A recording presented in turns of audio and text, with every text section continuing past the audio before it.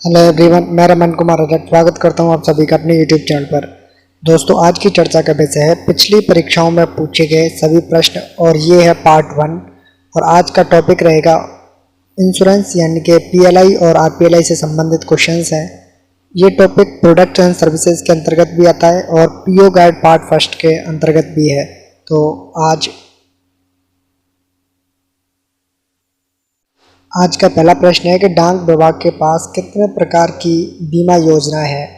तो बेसिकली इस प्रश्न का सही आंसर होगा 2 प्रकार की बीमा योजना है। पहली है पोस्टल लाइफ इंश्योरेंस और दूसरा है rural postal life insurance.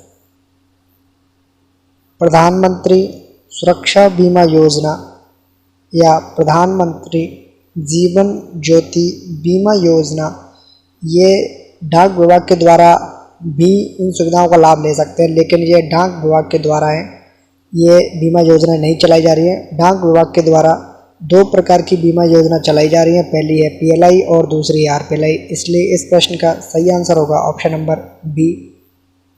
Question number 2 में पूछा गया है कि डाक विभाग की बीमा योजनाएं कौन कौन सी हैं।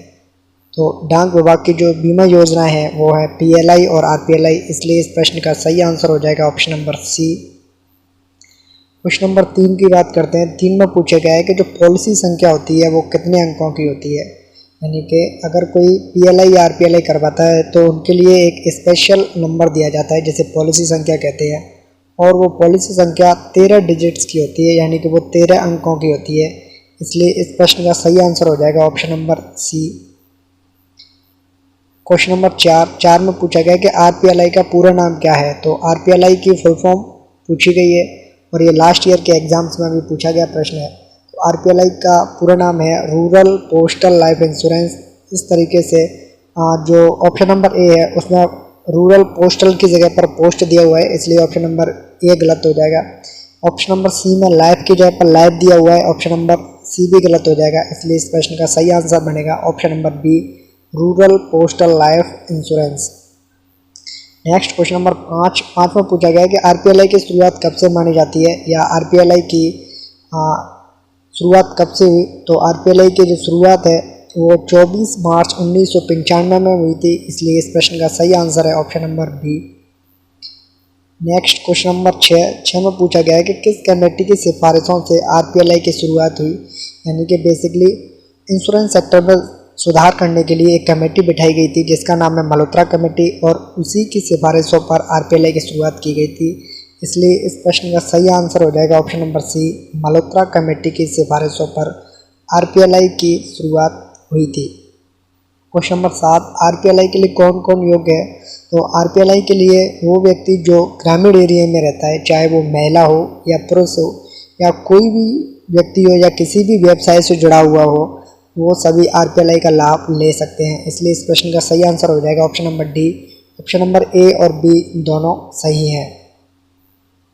क्वेश्चन नंबर 8 में पूछा गया है कि आरपीएलआई पॉलिसी कितने प्रकार की होती हैं। तो आरपीएलआई पॉलिसी 6 प्रकार की होती हैं, इसलिए इस प्रश्न का सही आंसर हो जाएगा ऑप्शन नंबर सी। अब जानते हैं कि आरपीएलआई पॉलिसी कौन कौन सी होती हैं। सबसे पहला होता है होल लाइफ एश्योरेंस, जिसे ग्राम सुरक्षा भी कहते हैं। दूसरी होती है एंडोमेंट एश्योरेंस, जिसे ग्राम संतोष भी कहते हैं। तीसरी होती है कन्वर्टेबल होल लाइफ एश्योरेंस, जिसे ग्राम सुविधा भी कहते हैं। चौथी होती है एंटिसिपेटेड एंडोमेंट एश्योरेंस, जिसे ग्राम सुमंगल भी कहते हैं। और पांचवी होती है 10 साल के लिए आरपीएलआई, जिसे ग्राम प्रिय के नाम से जानते हैं।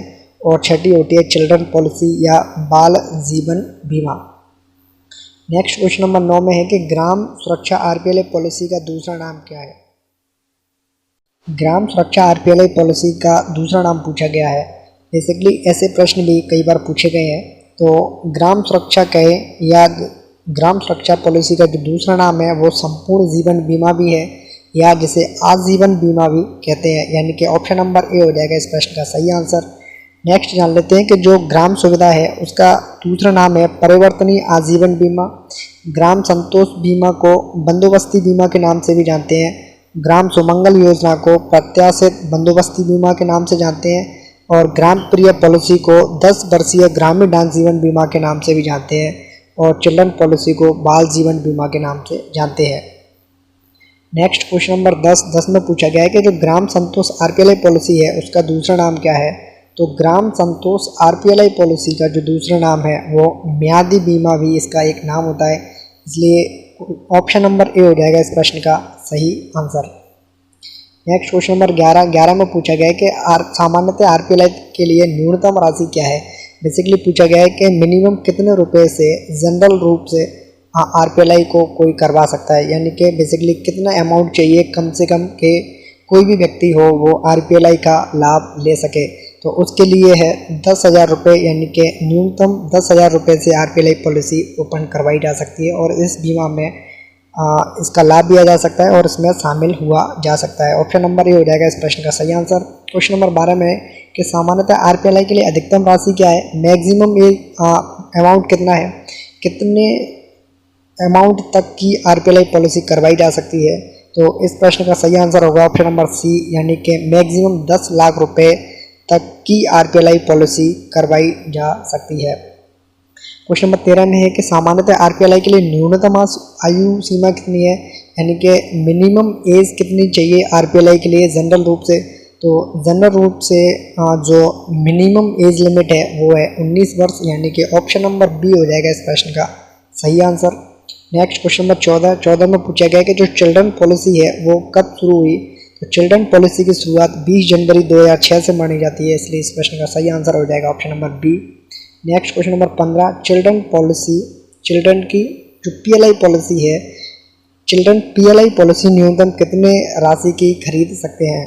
तो चिल्ड्रन पीएलआई पॉलिसी को न्यूनतम 20,000 रुपये से खरीदा जा सकता है, इसलिए इस प्रश्न का सही आंसर हो जाएगा ऑप्शन नंबर ए, यानी कि पीएलआई में पोस्टल लाइफ इंश्योरेंस में अगर कोई बाल जीवन बीमा करवाना चाहता है तो उसे मिनिमम 20,000 रुपये अमाउंट देना होगा।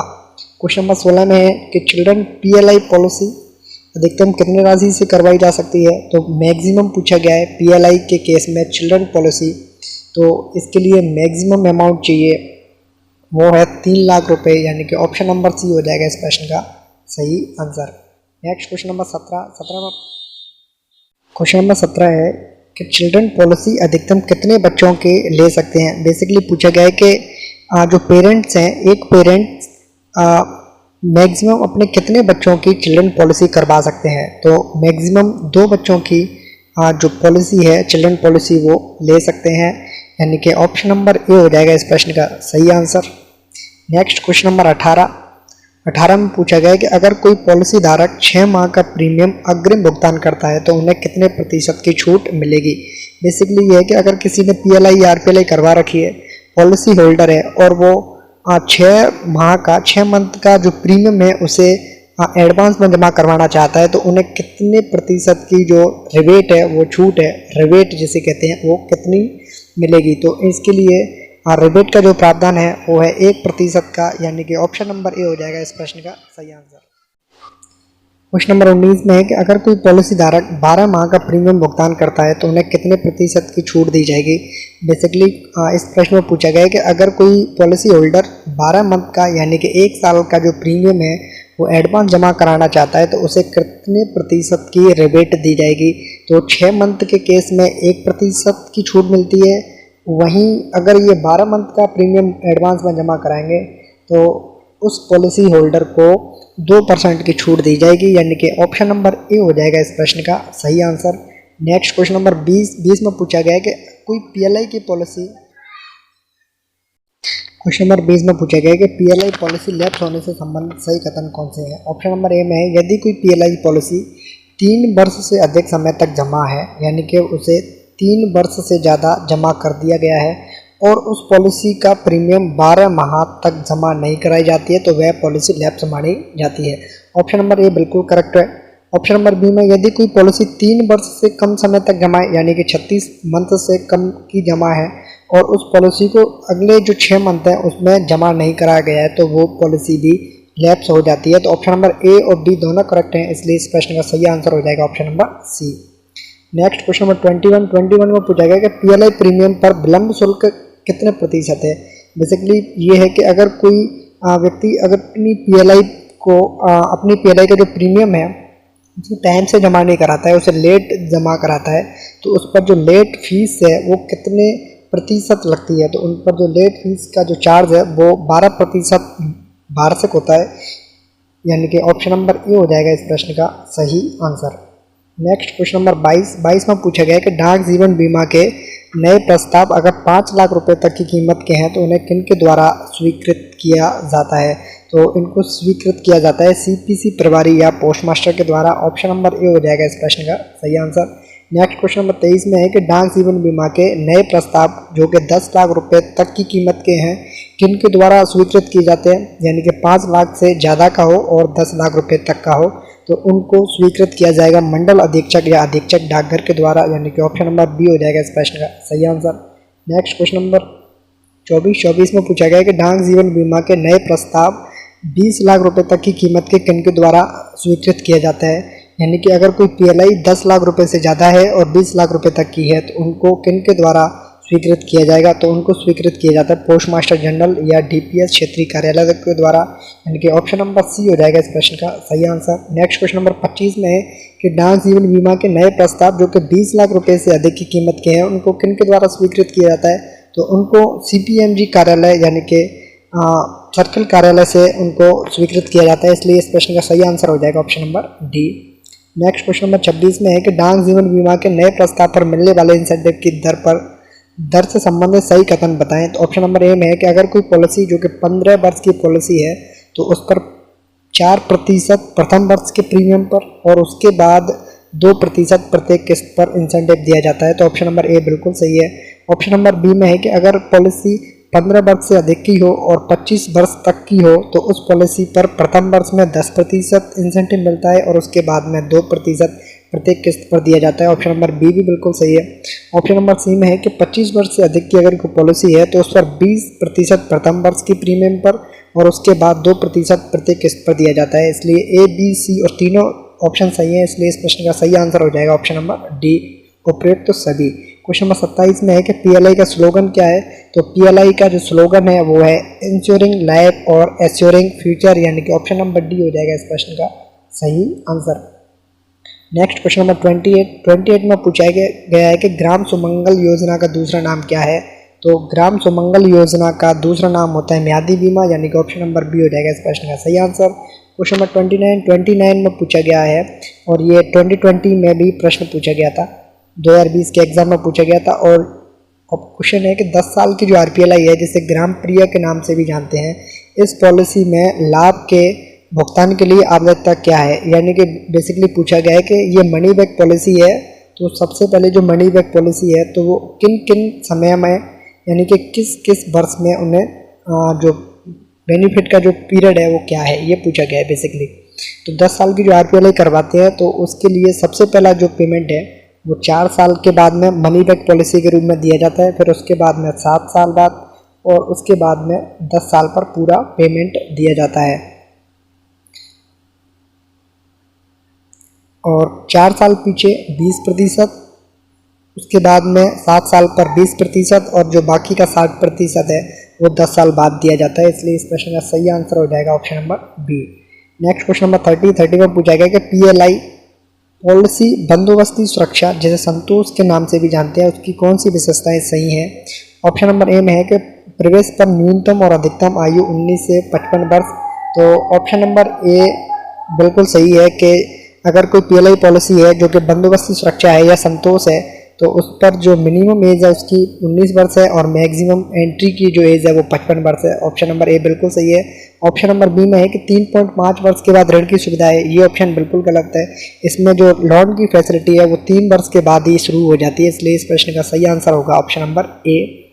नेक्स्ट क्वेश्चन नंबर 31 में पूछा गया है कि पीएलआई पॉलिसी संयुक्त जीवन सुरक्षा या जिसे जॉइंट लाइफ एश्योरेंस या युगल सुरक्षा के नाम से भी जानते हैं उससे संबंधित कौन कौन सी विशेषताएं सही हैं।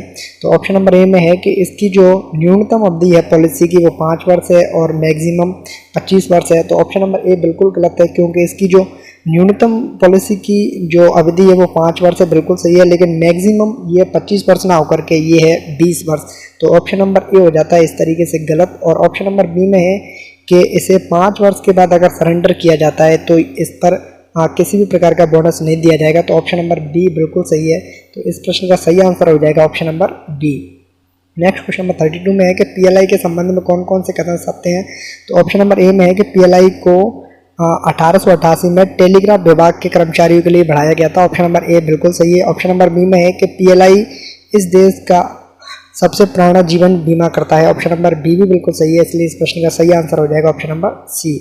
नेक्स्ट क्वेश्चन नंबर 33 में है कि चिल्ड्रन पॉलिसी जिसे बाल जीवन बीमा के नाम से भी जानते हैं, आरपीएलआई के संबंध में निम्नलिखित में से कौन सी विशेषताएं सही हैं। तो ऑप्शन नंबर ए में है कि ये 5 से 20 वर्ष की आयु के बच्चों इसी के लिए पात्र होते हैं। बेसिकली ऑप्शन नंबर ए बिल्कुल सही है कि इसमें 5 से 20 वर्ष की आयु के बच्चे एलिजिबल होते हैं। ऑप्शन नंबर ए बिल्कुल सही है। और ऑप्शन नंबर बी में कि पॉलिसी धारक जो माता पिता हैं उनके 2 बच्चों के लिए ही ये पॉलिसी दी जाती है। ऑप्शन नंबर बी बिल्कुल सही है, इसलिए इस प्रश्न का सही आंसर हो जाएगा option number C. Next question number 34 है कि 10 वर्षीय आरपीएलआई जिसे ग्राम प्रिय के नाम से भी जानते हैं, निम्नलिखित में से कौन सी विशेषताएं सही हैं। तो ऑप्शन नंबर ए में है कि न्यूनतम बीमित राशि 15,000 और अधिकतम 10 लाख। ऑप्शन नंबर ए इस प्रश्न के संबंध में बिल्कुल सही है। ऑप्शन नंबर ए बिल्कुल गलत है, क्योंकि जो न्यूनतम बीमित राशि है वो 15,000 नहीं है। ऑप्शन नंबर ए बिल्कुल गलत हो जाता है। और ऑप्शन नंबर बी में है ये 15,000 की जगह पर जो न्यूनतम बीमित जो राशि है वो 10,000 है और मैक्सिमम 10 लाख ही है। ऑप्शन नंबर बी इस तरीके से गलत हो जाता है, क्योंकि यहाँ पर 15,000 दिया हुआ है जबकि न्यूनतम बीमित राशि है 10,000 रुपये।